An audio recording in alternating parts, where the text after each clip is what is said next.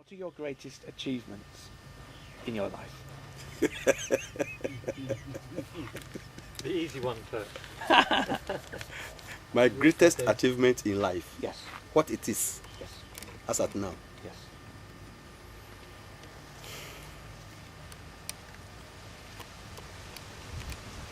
To me, I've not yet achieved anything in life. To me. Because what I feel I should achieve in life is to see human beings out of poverty.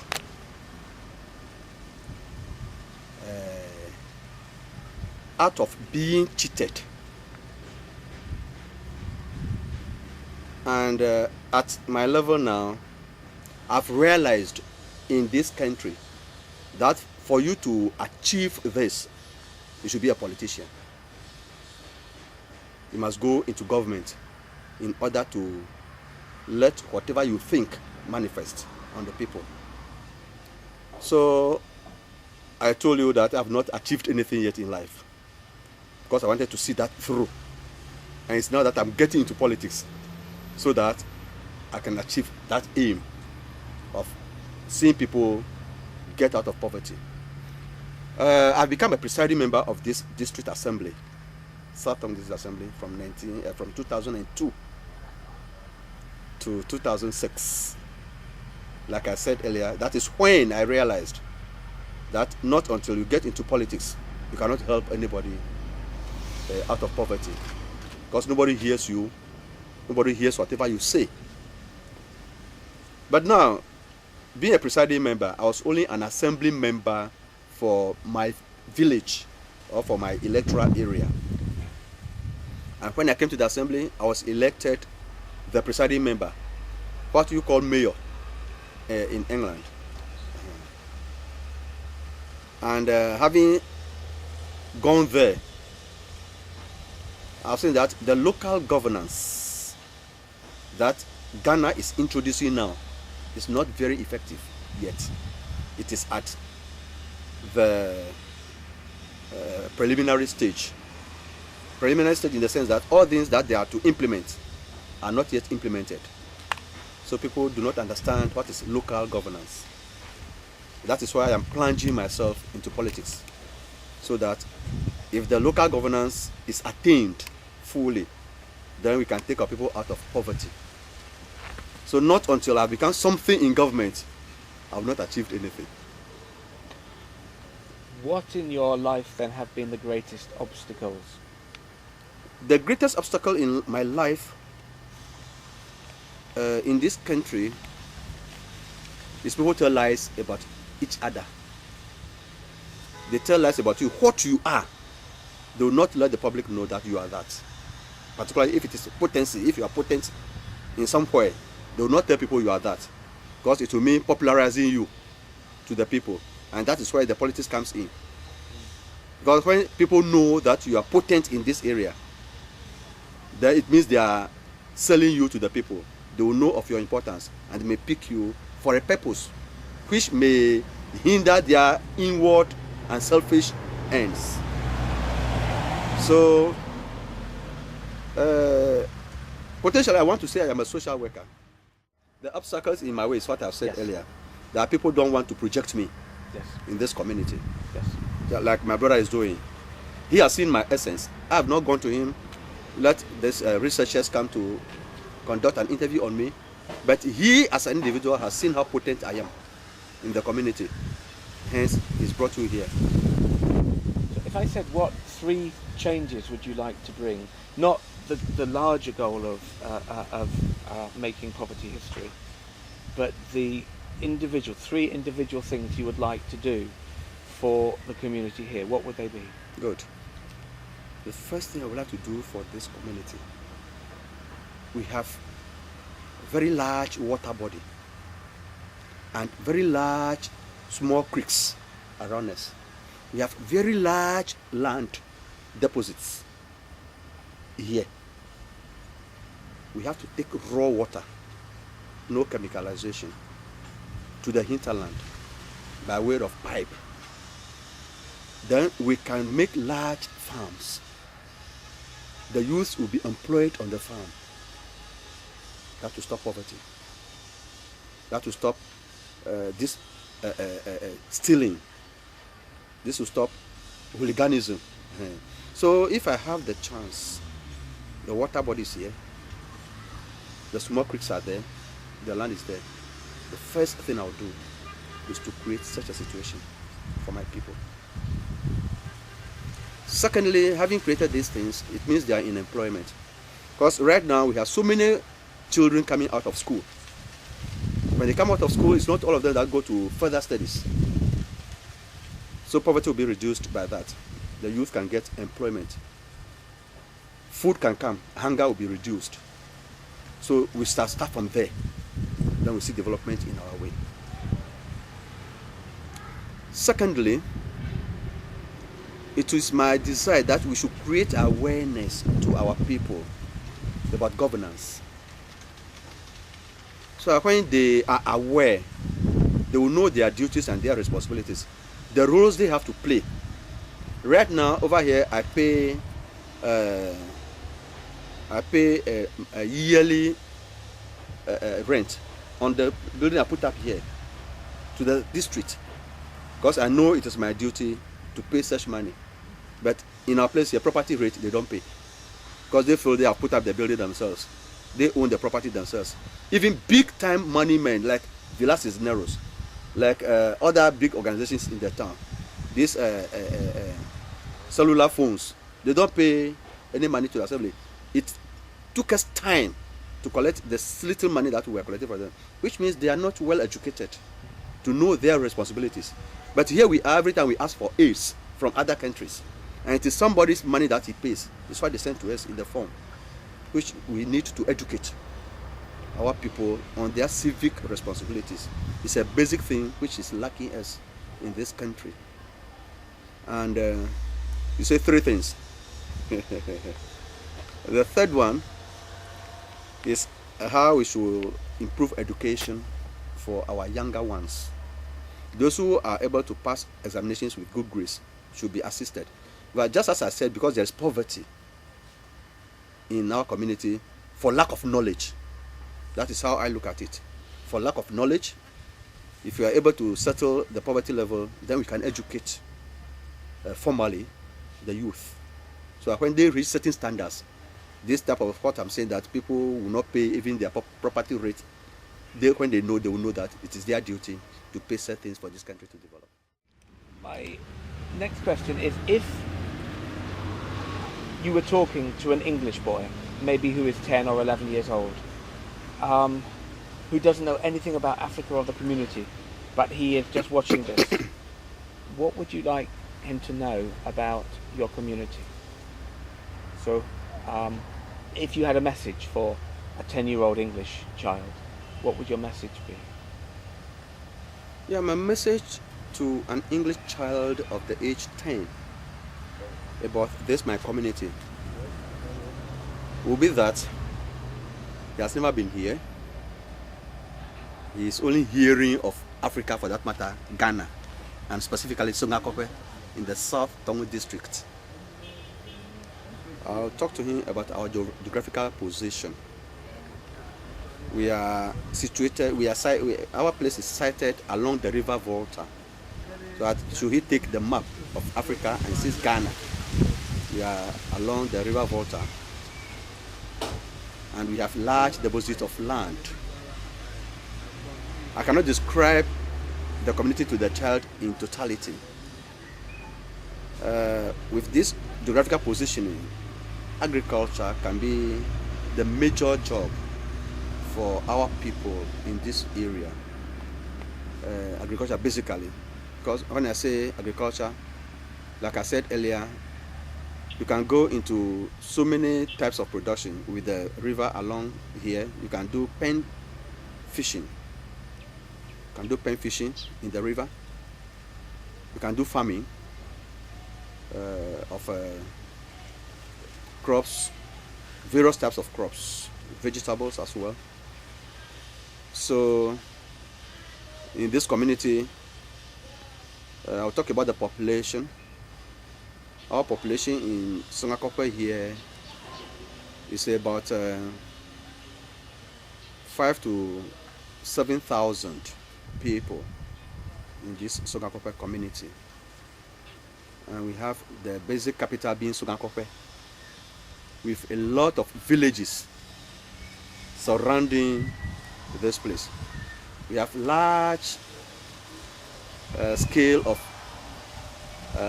soil deposits which can be used to make pots, clay soil, to make pots in this community, so that the 10-year-old boy, as he is growing, he will be understanding what we are doing here, so that he can come to invest in South Tongu to get industries for our place. Like I said, there are large fish deposits in the river, but because of lack of knowledge, like I said earlier, because we think of big capital to invest, so we have these deposits around here, so that anybody who is interested, by way of coming to educate us to go into such things, can come around to help us. In this community, basically, the youth like schooling. They like to go to school. But like I said earlier, the poverty level has made it so much that even parents don't see the essence of sending their children to school. So they, instead of that, they hire the children to people to go and work in some other communities, just to get in return some small amount of money or in kind. But if these parents could also be made to be aware of these types of jobs in the community, with a little bit of education to them, they will stop sending the children out, and then they'll put them here to go to school, just like the English child is doing over there. Okay. When you were 10 years old, what was life like then? For you personally? When I was 10 years old? Yes. It's interesting. You want to hear of my life story? All right, yeah, frankly speaking, I started school at the age of 7. My father, I was the 5th born for my father and the 3rd born for my mother. That's why they call me Mensa. In Ghana, for that matter Africa, when you are a 3rd born boy, you are called Mensa. My father loved me so much, but he gave me to one of his uncles. So I was also taken to Ashanti region on a cocoa farm. They maltreated me there so well. So somebody came and met the situation. So the person came to report to my father. So my father sent for me that they had certain customary rites to perform for me. It was when I came. But when I was coming, the person warned me seriously not to come and tell what was happening to me over there. And I kept that to myself until I was of age, so much before I told my parents. So when I came, my father said I wouldn't go back. It was then that they sent me to school. So I went to school class 1 at the age 7. So I was 17 years old before I completed middle school. So at the age of 10, you can see what I went through. Suffering in the hands of a family member for so much. Came back and went to school with my parents. But my father was a bit rich. He could have sent me to school. But because of the lack of knowledge of our parents, when I completed middle school in 1972, he asked me to go into corn milling. So I was a corn miller for 4 years. I did corn milling for 4 years. And I told him, Father, I wanted to go in for education. But he didn't agree. So I took to writing various sorts of examinations. And in fact, I wrote a certain exam where I was being taken to Japan to do electronics. That was 1974, when I was corn milling for him. So I was to come and deposit 250 cedis as a deposit to enable me be admitted to be taken there. But he said, no way, I wouldn't go. So I said, okay. Until in 75, when he said I should go and do people teaching. So I went to do the people teaching and started learning and grinding the corn mill as well. So 76, God helped me, and when I went to training college, that is how I started everything. So from the age 10, I was schooling with my parents, having experienced the Ashanti region as a cocoa farm. I was sent to on a cocoa farm. That's how I came about.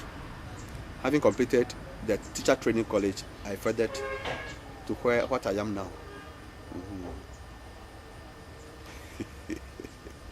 Okay, Just Charles. for the record, what are you now?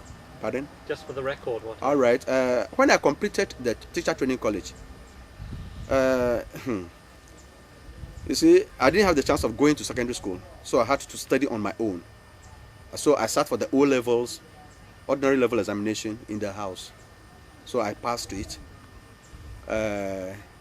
Thereafter, I went for a diploma program in business management and secretaryship as an advanced teacher.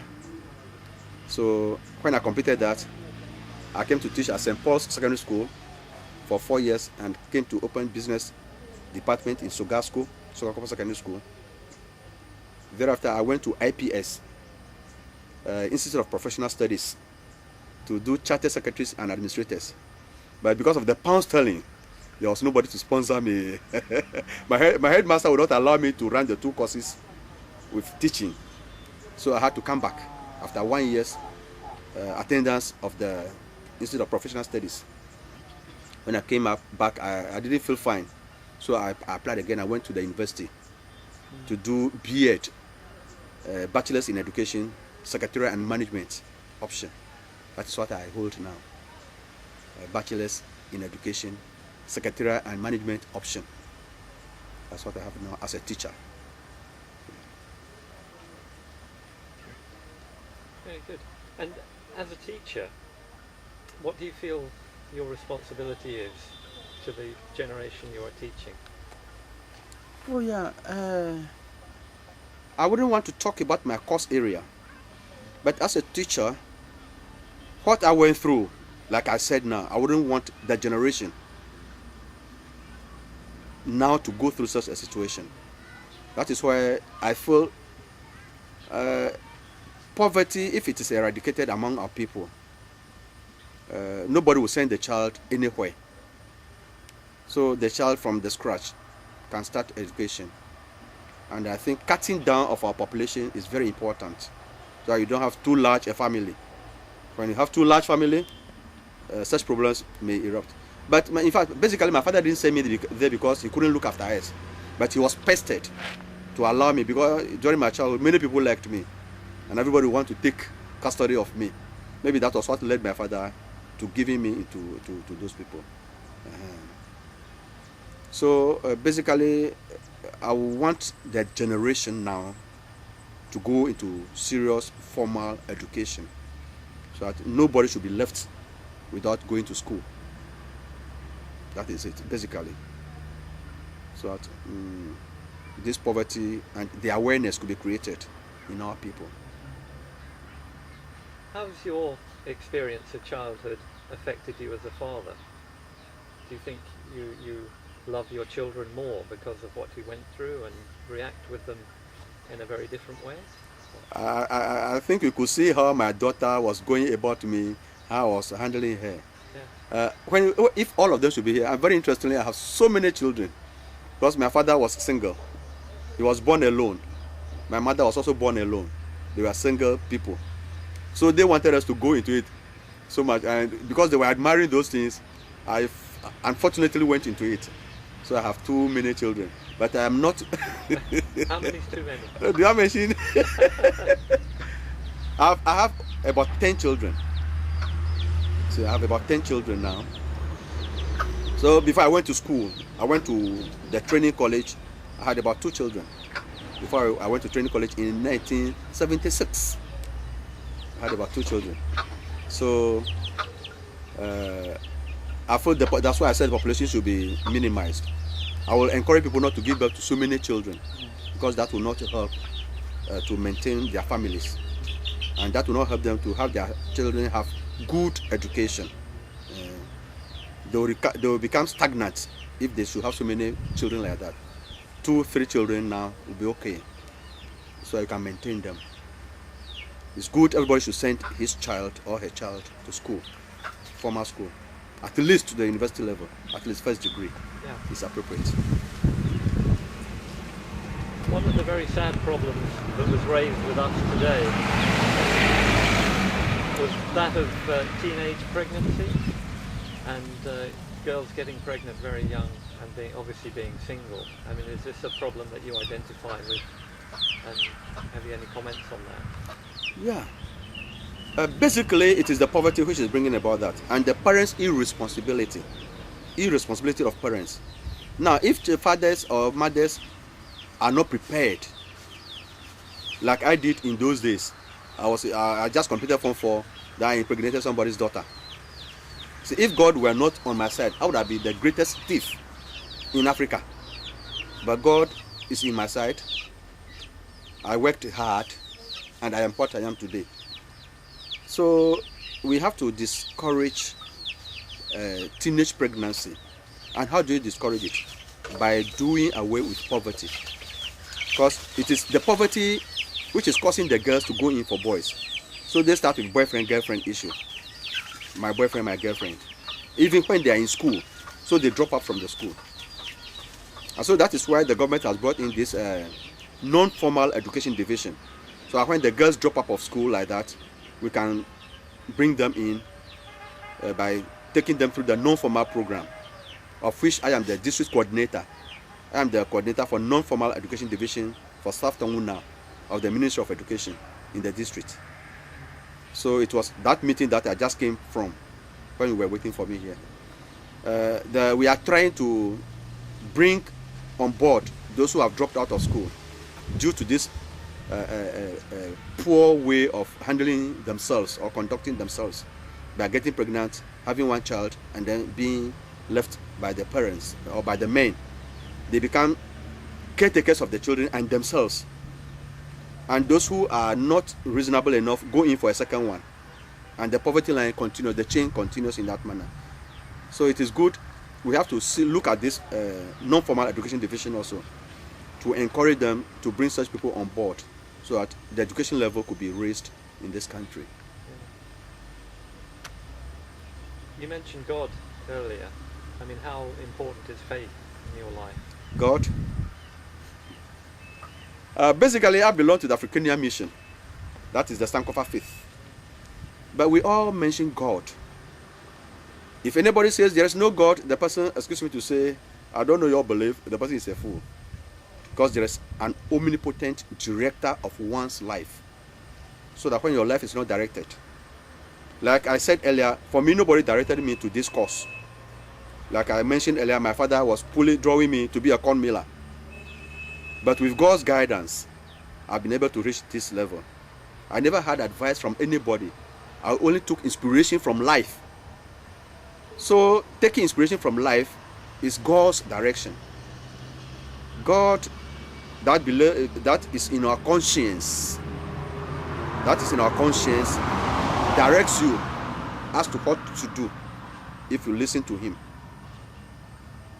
Do you see? So there is God. There is God. Through your conscience, He will direct you to become what you should be in life.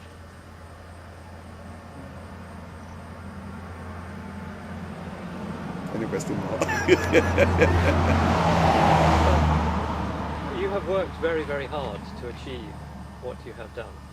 And it's a terrible generalization, but it seems a lot of people do not work hard. They will pray to God for an answer, but will not work to achieve that themselves. It seems you are an exception rather than a normal. Thank you very much, my brother. God can never come from heaven and put money into your pocket. In our language, we call one of the divinities Togbazi. The Togbazi is the family stool. In our language, we say the stool will not bless your laziness. When you are lazy, no stool can bless you to become rich out of laziness. So it's also the Christian way. They say don't put your hand on the hoe and be looking back. Because when you are looking back, you can't do the hoeing in order to achieve what you are there for. You see the thing?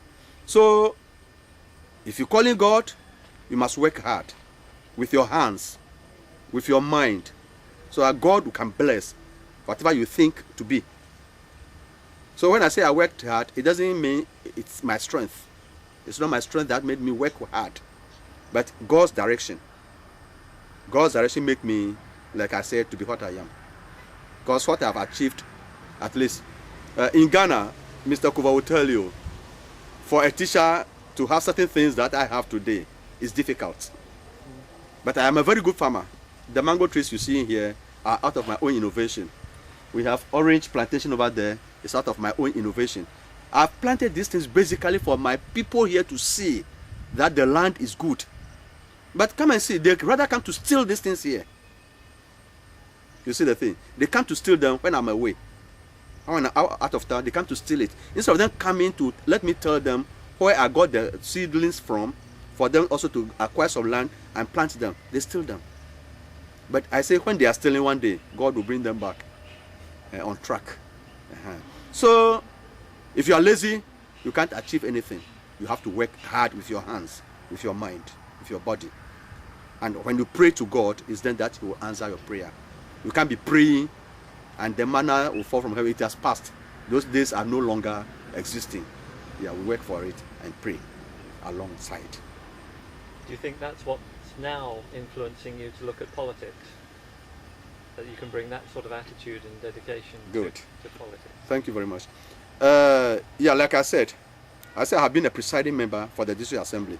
And that position is a very high position when we talk of politics, local politics. Because the presiding member, he has been elected in his electoral area. And I was elected unopposed. Nobody stood against me. And when I came to the assembly, I didn't intend becoming a presiding member. But the whole 52 assembly members came to hold me up that they wanted me to be the presiding member for them. It means they saw some qualities in me. And I tell you, for the 4 years that I was a presiding member, there were a lot of changes in the district assembly. But like I said, the presiding member, you can have very good ideas. But if the DCE, that's the district chief executive, is not in agreement with your ideology, that person can thwart your efforts. Like I said earlier, if I were the chief executive of this district, the water here, the land here, when we go there, you will see this small farm that I have there. Because I don't have funds to irrigate the orange plantation here, most of them have wilted. Because I don't have money to irrigate them. I was bringing the pipeline to this level, but I can't get money to pay the water bill if it should be extended to that place, to water the things. Because even when I water them, they will steal them. I don't have money to do the fencing, as I have started now. You see the whole thing. But if I should be in a higher position politically, and I have the resources, and I can direct affairs of the district, I can change the life of many people. But my people will not allow me to get to that position, because there are detractors behind me as well. Yeah. Why, I wonder? Because what you want to do is for the good of everybody. And why would people want to stop you doing that? It's very strange. Yeah, and let me mention that is a bit of, excuse me to say, that is a bit of our backwardness. That is a bit of our backwardness. And I don't want to say it is our colonial masters, the British, who taught us to be pulling each other down. When you want to climb up, they want to pull you down. You see that thing? Yeah. Our way of understanding, I don't know if it is nature that has made us that way. I don't know. But we don't like when something is going on well, instead of us to follow up such a thing, we rather envy. Yeah. You understand? So for anybody to say the person is pulling you down, it's not because the person doesn't want you to go there, but the person is envying you. Why should it be this person that is climbing higher? So let us pull him down. And that is the character that we have in particularly this community, and for that matter, Ghana. But some tribes are not like we do. I'm talking very bad things about us, but it is necessary. That is how we are. And if we can bring the people up by educating them, you see, if you can educate them, we prop them up to come to the realization that pulling your neighbor down is not the best one, but let us push ahead. Then we can achieve. It's then that we can develop. Yeah. So basically, maybe that is our mindset. That is it. it's fascinating because, as you say, you have the resources here, and working together, you could really change things immeasurably Yeah. for the better. Yeah. So I pray that you do get that success. Just as I said, you can see some of the things practically.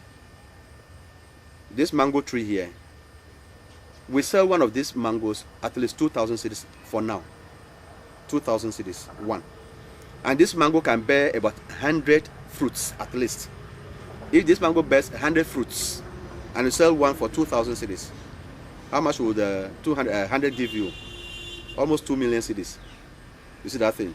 And if you should have 10 or 20 of these plants bearing such quantity of fruits, don't you see that you can become somebody without actually going to work very hard? Yeah. So that is what I'm saying. Practically, these are some of the things you can see. To see that if I should have the resources, it would be great. The orange over there that I'm saying, if these oranges bear fruits very well, when you see it, you marvel. But because when I was the presiding member, there was no time for my projects. I didn't have time for them. And when we have the drought season, that's the Harmattan season, they wither a lot. And it was the last one which made them that way.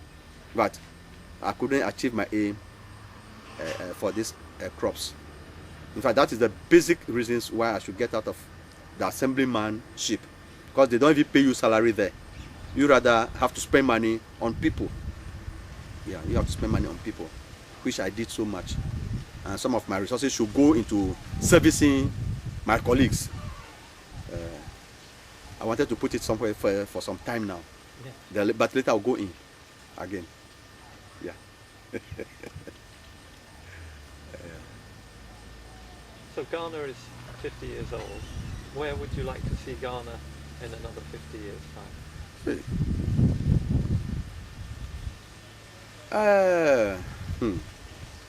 I have been saying that history teaches, but teaches nothing. That is my philosophy. History teaches, but teaches nothing. I say I have this philosophy because if we should look into the retrospect, things that had gone against us, we still repeat same things today. That is why history teaches, but teaches nothing to me. We have seen the mistakes that we have done for the past 50 years. But I tell you, there will be people by our mindset in Africa, they will be wishing the back things that we did, which we see to be bad, to be repeated today. You understand? There are people in this country, and for that matter this continent, who will be thinking that way. I wish things that we have done which were wrong, we should put them on record as history.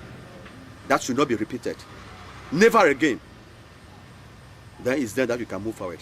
So I want to see Ghana not repeating things that we did in the past 50 years.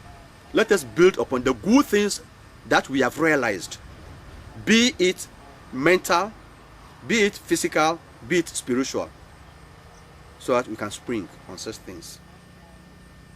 I wish Ghana to be a home